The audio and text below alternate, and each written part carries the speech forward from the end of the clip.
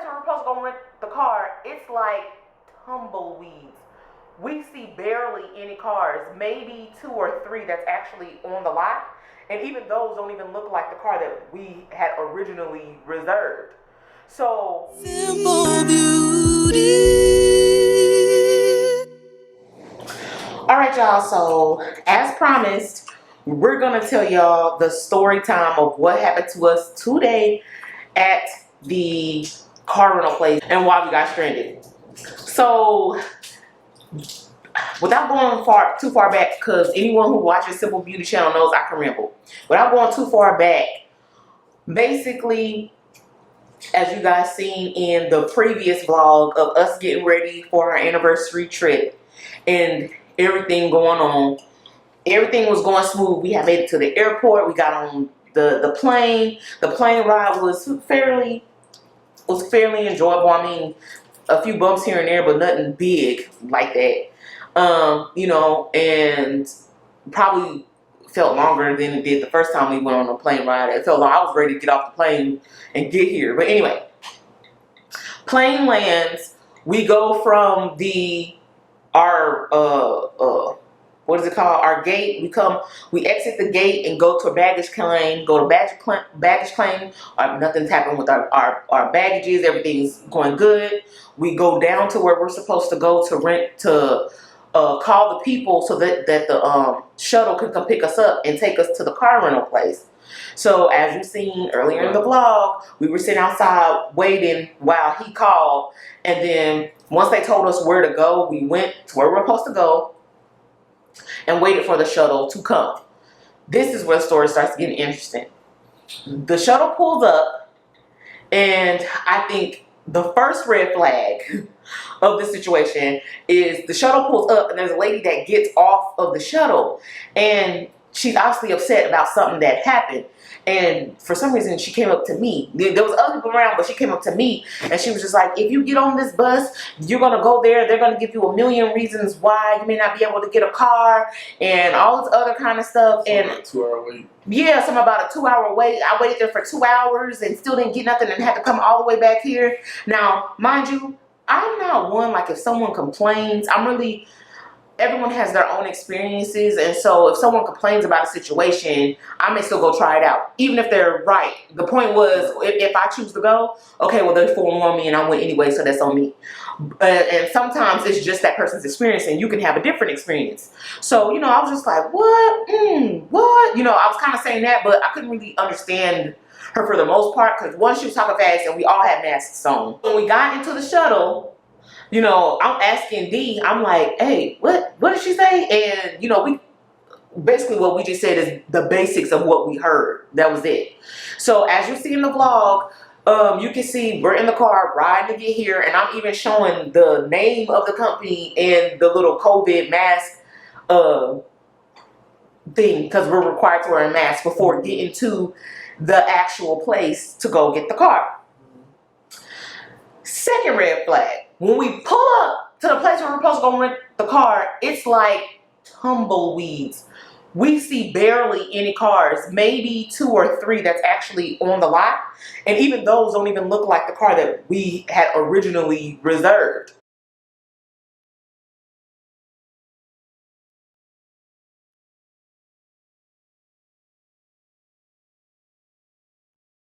So we pull up to the lot, and I'm looking like, there's no cars here. The third red flag is when we actually get inside of the car rental place. D, you want to, you know, tell them about what happened inside the rental place?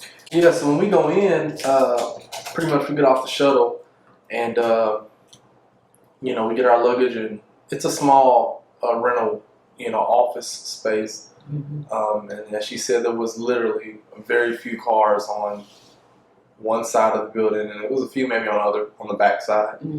But it wasn't like a full lot where you feel like, okay, I got some options, you know, when I go in here and talk to them.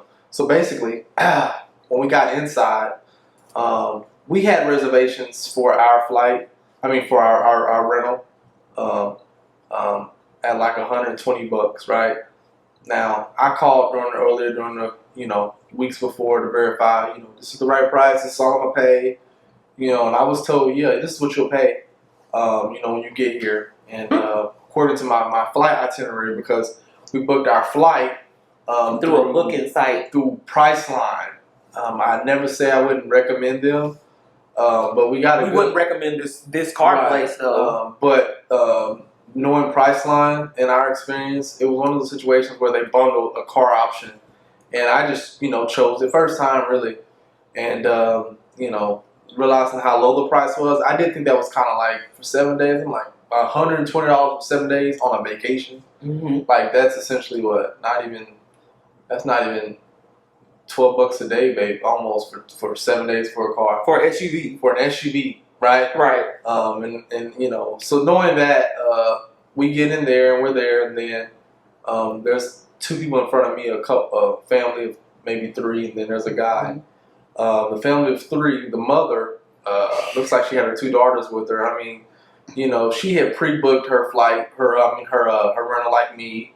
Another guy had pre-booked his rental like me. So seemed like everybody came in with their stuff pre-booked. It wasn't a matter of riding from the airport to just to the next car rental, mm-hmm. If we can say their name. But yeah. Or from the airport to this particular rental place, mm-hmm. And knowing that people, come in expecting to pay that one price, as advertised. Now, some people, sometimes we do know there are disclaimers, and we know there's other hidden fees that they don't tell us. But in my case, I actually called. Right. And I was gonna say, but the difference between what they advertise and the actual price they were trying to get people to pay. Right, the price from what's advertised and what you actually find out you have to pay when you get there, the insurance fees, the toll fees that they highly recommend because of the areas, man, and the $25 ticket violations if you get pulled over at a toll fee and you don't have that toll protection. Mm-hmm. It's basically, this particular place is to set you up really to book you with a rental. And in your mind, you've secured a ride when I get down here, right? For your mm-hmm. travels and things like that, whether you're staying a weekend or a week. Yeah. And then from there, it's like, oh, you get locked in going into this particular rental place. Or it's not even just this one, I would say. I think it's some of them out there. I can't speak for all of them. Right. But basically, you're expecting to pay what you see on your flight itinerary. And then when you get there, you find out there's more fees. And especially in a situation where you don't see as many cars there because obviously they're busy. All of their cars are pretty much taken because it's traveling time. It's Orlando. It's people, that want to travel. And, it's first come, first serve. Your reservations are not guaranteed. Mm-hmm. We have to, just be mindful that if anyone does wonder about traveling, especially going to Orlando, nothing's really guaranteed when it comes to rentals because you haven't technically paid for it. You made a reservation. Mm-hmm. For that particular model, but it tells you on your itinerary you don't pay until you get there. But some of the families that were there seemed like that they did pay something. Like we didn't pay anything. Yeah. No, right, and you do pay up front like a particular coverage for insurance, which the first lady who was inside before us, she paid an insurance, which I understand she paid for the car protection of a particular kind of vehicle. I don't remember what kind it was. Mm-hmm. She paid the insurance fee to protect the car for 7 days. But when she got there, she found out there was another insurance fee that they were requiring for full coverage. Yeah. Right? And then she just didn't really understand, well, what did the insurance that I just paid for online, what did that cover? Why did I pay that? And I don't remember specifically what they said because at this point she's kind of hostile and her two daughters are not helping. Her two daughters, this is that film I was talking about. Her two daughters one daughter's in agreement with the mom, and trying cussing to figure out the guy in the back. Right, and cussing out the guy in the back. Then the other daughter sitting in the back. Mom, you didn't work on this. You didn't prepare for this. You didn't do your part. I mean, and consistently kept saying it. And the mom is trying to explain it to the daughter. I'm thinking like, you don't have to explain it to her. I mean, it sounds like this trip is on your dime. So if we had to get an Uber, then we're going to get an Uber. But, it's kind of like, if you ain't putting in on this, you don't have to say so. Later, she did say it was $300 of her money. So maybe they all put in on it. Okay. But the point was, they made that whole room so hostile. Like, there was other people in there. So I'm sitting there just quiet because I'm like, anything about to pop off. somebody about to call cops. I'm sitting back looking at everything. I ain't saying nothing. I ain't touching nothing. And it's all guys. We saw 3 guys working there specifically. One of the guys, I could tell he was kind of irritated by his faces to them from the questions he was receiving, and they had realistic questions. But I think it was the manner in which they were asking. They were already hostile and upset at this point. We understood their frustration because we didn't like the situation because even when it was our turn, we ended up not being able to get a car from this company. Well, so it was So I mean, we understood their frustration, but at the same time, it's like, okay, y'all making it worse up in here, like. And there was another for everybody, right? And as this is going on, there's another gentleman I told you that was there with us, and he's goes to the window. He's got his expected price to pay. I don't know how much, but when they quoted him $400 some, he said, "What? No way!" And then when he said something like that. And he said, no. He said, I'm not paying that. Yeah, I'm not paying that. He got his, stuff back and left. So what is that, the fourth red flag? Right, so and again, already engaging in a conversation, I was like, you know what? Knowing that, the guy leaves, and he goes and walks down the road and finds another rental place. But that wasn't that far. Right, it wasn't far. But at that point, he was just like, I got to find somewhere else. But as he left, in my situation, I'm like, well, I have my price. Let me see what I can do for me. I can't speak for them. And before we even got to that, this issue was I was paying with a debit card. I wasn't paying with a credit card. And their whole issue was that you needed a credit card alone. You couldn't have a debit card, which I did call to verify before as to what I needed to bring. And they did say credit card. That's on me. But it wasn't disclosed only to credit card. Right. Unbeknownst to my knowing. Now, if that's something that obviously people know, then... Now I know, but I would definitely verify. You always want to verify that. Can I pay with debit card or a credit card or just credit card alone? Yes. Because it'll save you that whole hassle. Because what we learned is, had I known that or asked that, I wouldn't have booked through this particular rental place off-site just from the airport. I would have found one that accepted debit cards. And something that was supposed to take us maybe 20 minutes, ended up putting us out for another hour and a half. This whole situation. And It's your turn. He ends up going up there, and, talking with the guy. And yeah, and the guy just tells me, basically we can't do the deal because you don't have a credit card. You have a debit card. That's okay. So I didn't, minding the energy of everyone else in the room. And the other guy, he just left. But the other family was still there trying to figure it out. They were there the whole time. Right, they were there the whole time. It was one of those, they were complaining, but they knew they needed a car.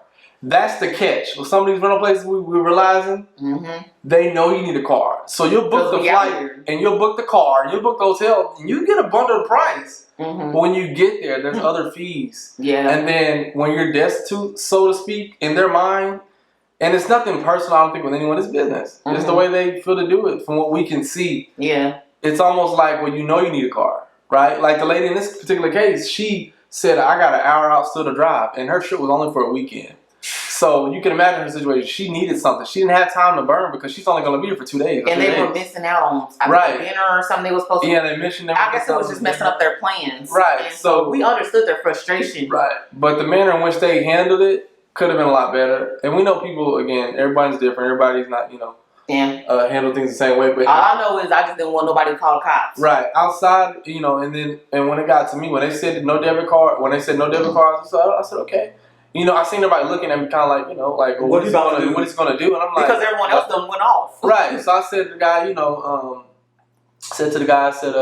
guys know any places around here that take debit cards? And he said, I'm not sure, but he said, let me ask the guy over here. He asked the guy in their language, and the guy said, he knew a place right down the road.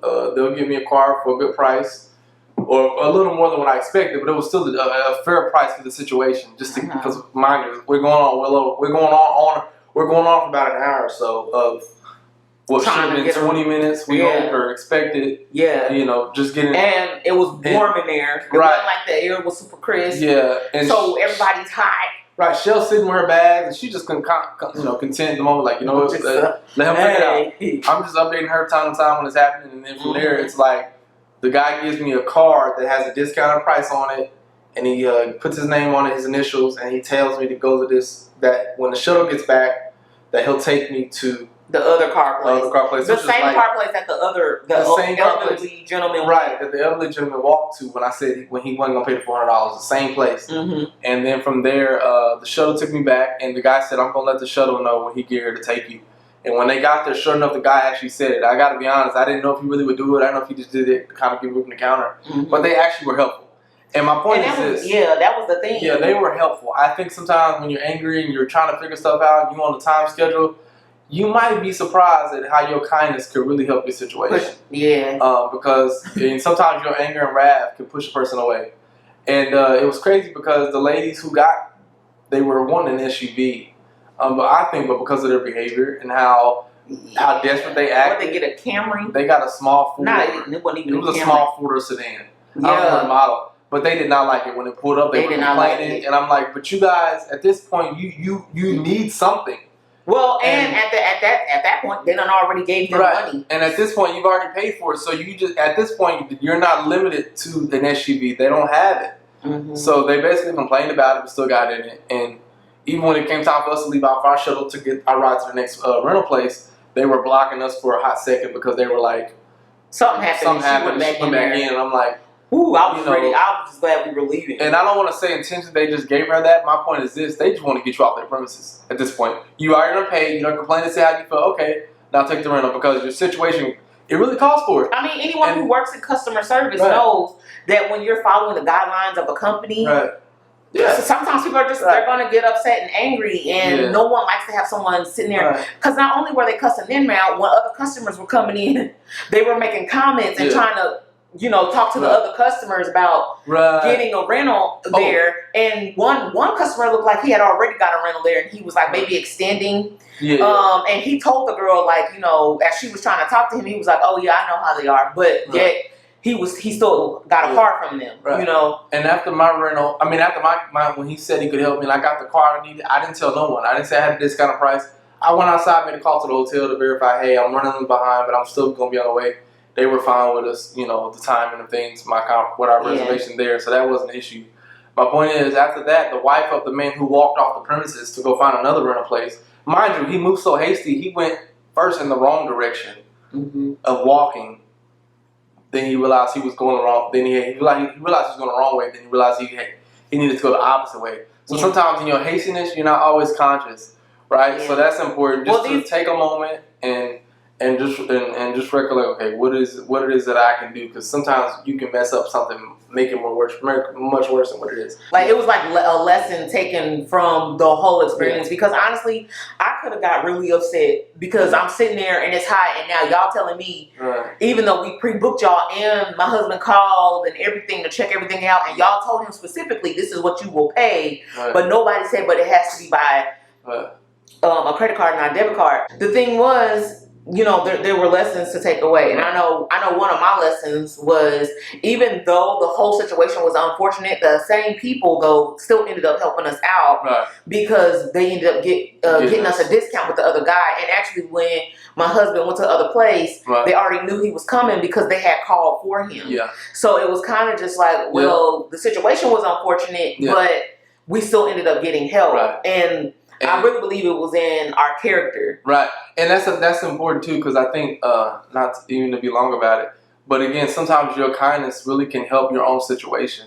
And your response really does matter in those moments, because sometimes your anger and your offense and your right to say this ain't right, this and that, you gotta realize a lot of those people who do work in those positions, they're not the creators of what is established. They're just really just enforcing what is policy. And just knowing that, I think when you in our case, when we got to the rental place, the other place, it was such a smooth transition. I wasn't even there 15 minutes. Yeah, we weren't there long at all. At all. And then it was like, it's crazy because we actually got into the SUV that, not the exact same SUV that the other lady wanted from the other rental place, but we actually got into an SUV, something we really wanted and needed for space. And it's nice. And the lady ended up getting a car that was, it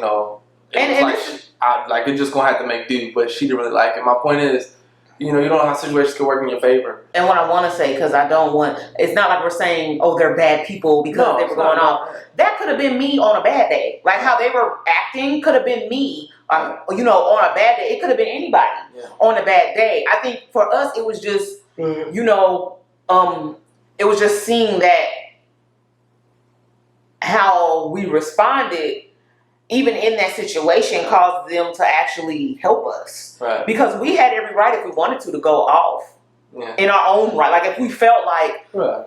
they ain't doing us right and da da da da da. I mean, people tell you all the time, don't be picking on the waiters or waitresses that be bringing your food when you in a restaurant. Like if something's dirty, don't be talking down to them because people do stuff to people's food. Not saying it's right, but what you put out there like that, if you talking down on something, this is dirty and y'all need a spot clean and and that person may not be the person who was washing dishes that day, or I mean, I don't know. You just never know what's going on in other people's lives. So it's not to say that they were completely wrong. You know what I'm saying? Or that they were somehow bad people and we were good people. No, because on any other day it could have been reversed. There have been times where I've had to catch myself getting an attitude because of something that was going on. But I think the important thing is just the lesson that we learn from the whole situation. And in the Bible, the scripture talks about a soft answer turneth away wrath. So in a situation where someone's escalating, you know what I'm saying? I worked in customer service before, and that was the main thing that kept me. People would come in complaining, and all you can do is just stay calm and respond the way you're supposed to respond. Because first of all, they're not paying your bill, so you want to keep your job. Like, you know what I'm saying? Yeah. And what I really appreciated, last thought on it, really for me, I know that when the shuttle got there, the guy who said he would let the guy know that, hey, take him over there. They got, they're gonna get him into a car. And he actually was like, I'm about to go tell him. He told me. I saw him coming from around the desk, and he told me he was going to go do that. And when he did it, and at the same time we were coming out, and he held the door for us. So again, sometimes it's just your manner and your attitude, your disposition, your conduct. It really can go a long way in those moments when it's like, what is going on? True.